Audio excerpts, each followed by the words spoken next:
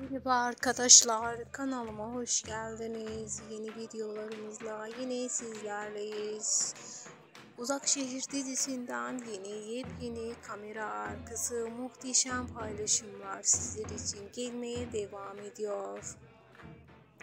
Evet arkadaşlar, sizler için Uzak Şehir'in Uğur oyuncusunun karakterini ne yazık ki diziden dün akşam son sahneleri çekildikten sonra veda partisi düzenlendi. Uğur'un diziden çıkma partisinde ünlüler, Uzak Şehir'in oyuncuları böyle eğlendiler. Sabaha kadar eğlenerek muhteşem görüntüleri paylaşıldı. İşte o görüntülerin bir kısmını sizlerle paylaşıyorum. Videolarımızı beğenmeyi,